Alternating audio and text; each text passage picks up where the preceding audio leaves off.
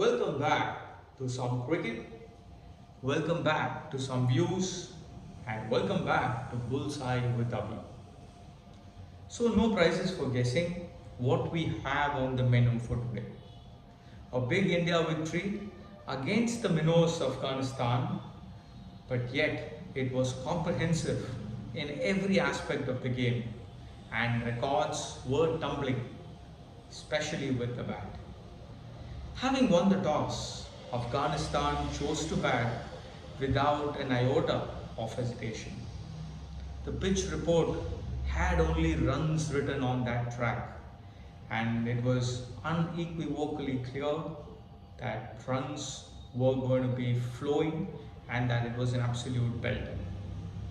So that did turn out to be a good challenge for India, as Rohit Sharma, the skipper, said right at the toss that they were in fact looking to bowl and see if they could defend a target on that belter of a surface. As an Indian fan, you may have felt a tad jittery just in case Afghanistan got off to a good start, 60-70 runs on the board. The middle order also had a few good names to boast of: Mohammad Nabi, Ibrahim Zadran, Shahidi, who ended up scoring 70 plus in the game, did have a few names who could pile on the score, but full marks for Jasprit Bumrah. In my humble opinion, I think he's probably the best in international cricket as far as the death bowling is concerned. But the way he's progressing, even with the new ball, is getting into being a force to reckon with. He ran in, hit the right lines, and gave nothing away. Nagged away around that off stump. Didn't bowl too many deliveries which were there for the drive either. The batsmen were trying to get onto the front foot on that surface. Mind you, it was almost like a highway. There was absolutely no lateral movement, but he did manage to hit those right lengths. Reminded me of the great Glenn McGrath. He was so effective in whatever conditions you gave him because of his nagging length and line and deep accuracy in terms of running in and putting the balls in areas which always put the batsman in trouble zones. Jasprit Bumrah set the ball rolling, kept it really tight, struck early too, so there was pressure on the middle order. The spinners too, to some extent, kept things tidy. The surprise package came from Hardik Pandya. Mixed the lengths up, his characteristic, his typical shot delivery, the one that he is known for, ran in, hit the deck hard, and bowled that short length that troubled the batsman quite a bit. Mixed it up well too, ended up with two crucial wickets. On a wicket where Siraj went for a lot of runs because of the length that he was bowling and the lack of swing, Hardik Pandya was extremely effective.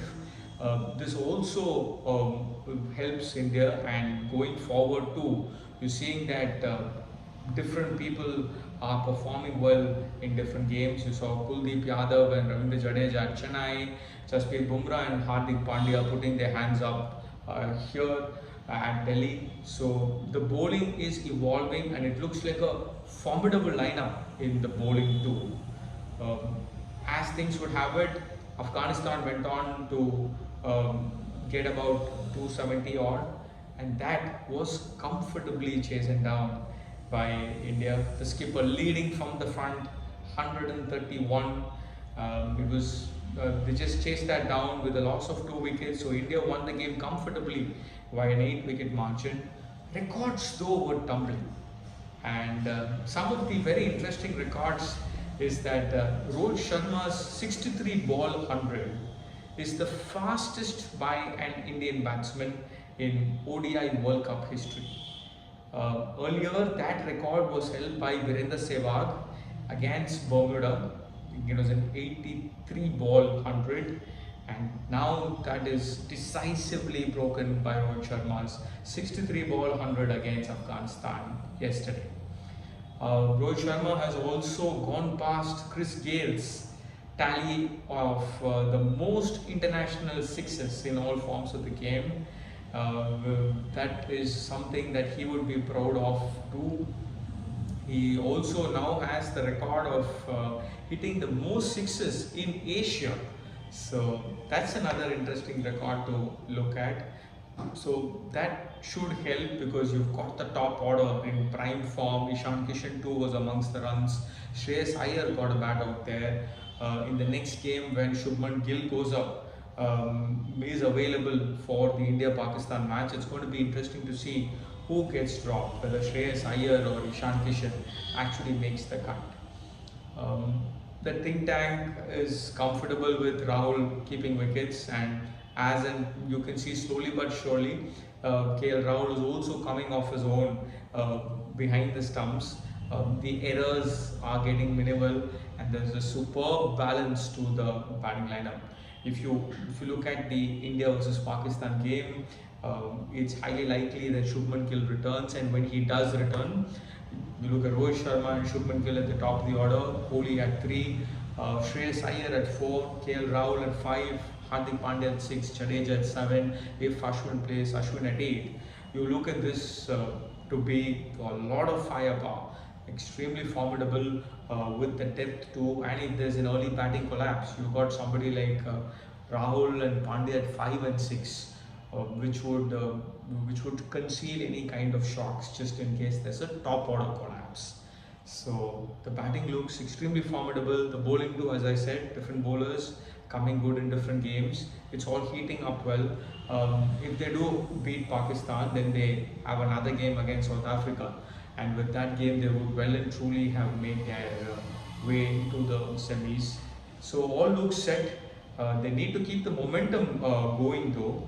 There is always a tendency to get complacent after 2 wins, and when you have everything firing in all aspects of the game, there is a tendency, but the team does look very hungry for success. There's a lot of intensity on the field, even with the bowling. You look at Bumrah, who's absolutely spot on the money every time he runs in. Siraj too has been going for some runs, but always gives his 150%. Was running in yesterday too, was trying hard for that wicket. So you could see that intention was there. The bowling too, as far as the spin department is concerned, Kuldeep Yadav has been an absolute revelation ever since he made a comeback into the side. So he looks pretty good too. All set for India as a team. Was a comprehensive win. They also managed to chase that down in just 35 overs. The loss of just 2 wickets and chase that down at just for 35 overs, which means the net run rate would have also significantly improved. Everything was rosy, everything was set for India. Look forward to the big game, India versus Pakistan. Definitely India have the momentum with 2 wins, but Pakistan too are coming from an extremely remarkable victory against Sri Lanka, where they chased down 345 with Abdullah Shafiq and Mohammad Rizwan both scoring big centuries. They weren't expected to chase down such a large score, but they did, even after the loss of 2 or 3 early wickets and a small top order collapse even in that game. So that was something for Pakistan to write home about. So they are also coming from a victory. Everything boils down to that game, because with 2 teams having a victory behind their backs and solid batting lineups in their own right, that game will see a full house. I guess both in front of the television screens and the crowd that goes out to see those games. So let's wait for another episode. So with more analysis, more views coming your ways. I would also want to keep an eye on interesting stats and records that are coming our way in this World Cup, because with every game you're having a lot of small records that are being broken quite easily. So that is something to look forward to. As cricket fans, we always will be good to look at what's happening in the world of statistics too. So thank you again for hearing in. Do stay tuned, spread the word, do like, comment, share and subscribe. Thank you, and here's to another episode of Bullseye with Avi.